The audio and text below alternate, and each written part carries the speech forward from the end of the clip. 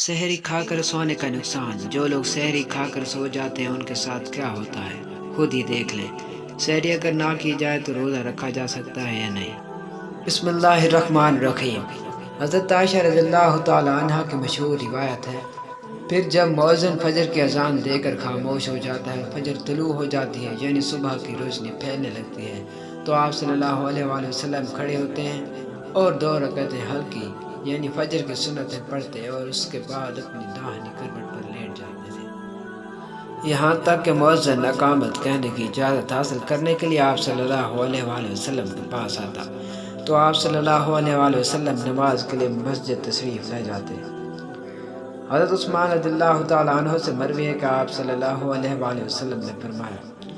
सुबह की नमाज के बाद सूरज निकलने तक ज़िक्र खुदा में लगे रहना रिज़्क़ के हुसूल में ज़्यादा बायस नफ़ा है, इस बात से कि तलब रिज़्क़ में दुनिया के कोने कोने में फिरता रहे। सैयदा फ़ातिमा रज़ियल्लाहु ताला अन्हा बयान करती हैं, मैं सुबह के वक्त सोई थी कि रसूलुल्लाह सल्लल्लाहु अलैहि वसल्लम मेरे पास से गुजरे और आपने मुझे पाँव से हिलाया, फिर फरमाया, बेटी उठो, अपने रब की तरफ से रिज़्क़ की तक़सीम में शामिल हो जाओ और गफलत शार लोगों की आदत अख्तियार न करो। अल्लाह ताला तुलुए फजर से तुलुए आफ्ताब तक लोगों का रिज़्क़ तक़सीम करते हैं। हज़रत अनस बिन मालिक की रिवायत,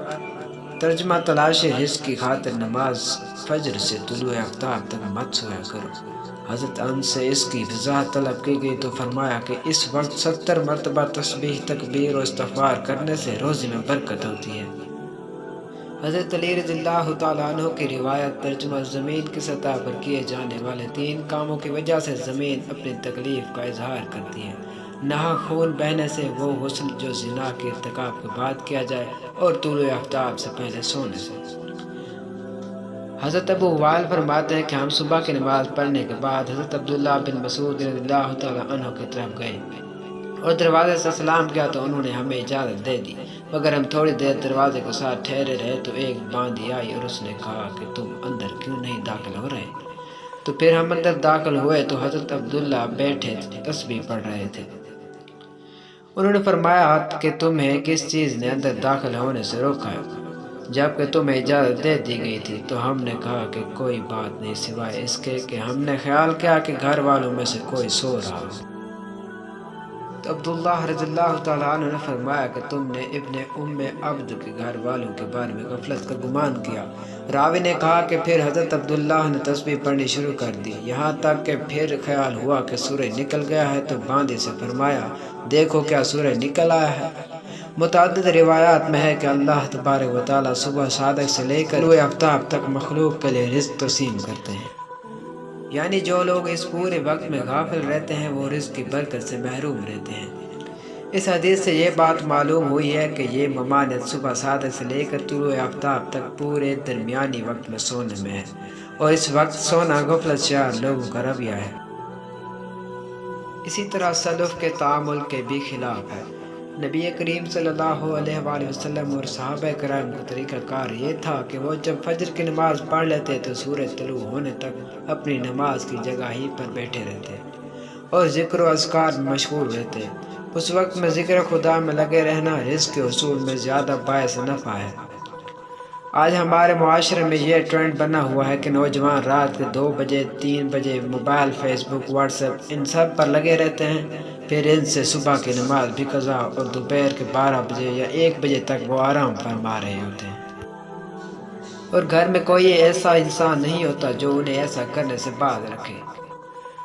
आज हम आपको बताएंगे कि हज़रत अली रज़ियल्लाहु ताला अन्हु ने ऐसे नौजवान के बारे में क्या फरमाया और क्या कुछ उनकी किस्मत में लिख दिया जाता है जो ऐसे हालात की लपेट में आ चुके हैं। हज़रत अब्दुल्ला इब्ने अब्बास रज़ियल्लाहु ताला अन्हु से मरवी है कि जो भी इंसान सुबह सोया पड़ा रहता है तो उस अमल को इस्लाम ने सख्त नापसंद करार दिया है कि दोपहर के अलावा वो किसी भी और वक्त में मत सोया करो,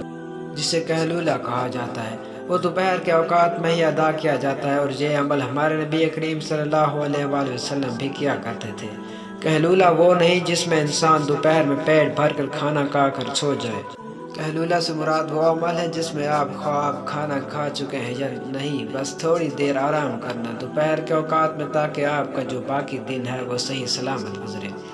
اور آپ کے باقی دن کے حصے میں آپ اچھی طرح اپنے کاموں کو سر انجام دے سکیں۔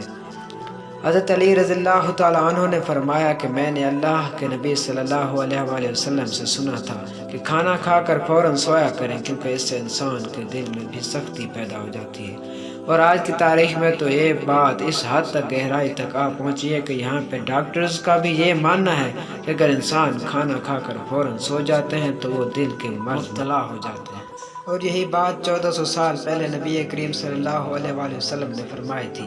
اب آتے ہیں حضرت علی رضی اللہ تعالیٰ عنہ کے ایک ارشاد کی طرف، جو انہوں نے فرمایا تھا جب ایک مرتبہ حضرت علی رضی اللہ تعالیٰ عنہ کی خدمت میں ایک شخص حاضر ہوئے اور فرمانے لگے، یا علی، صبح سویرے جو انسان سویا پڑا رہتا ہے اس کی قسمت میں کیا کچھ لکھا جاتا ہے؟ تو جواب میں حضرت علی رضی اللہ تعالیٰ عنہ فرمانے لگے، اے اللہ کے بندے، میں نے اللہ کے نبی صلی اللہ علیہ وآلہ وسلم سے سنا،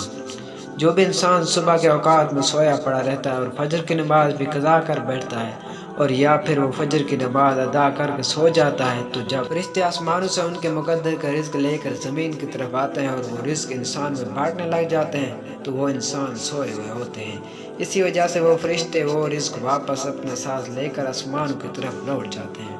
اور جب وہ نیند سے فارغ ہو کر اٹھتا ہے، بیدار ہوتا ہے، تب ایسے لوگ رزق کی تنگی کی شکایت کرتے ہیں۔ آپ نے دیکھا ہوگا جب اکثر لوگ رزق کی تنگی کی شکایت کرتے ہیں، آپ ذرا ان سے پوچھ کر دیکھیں،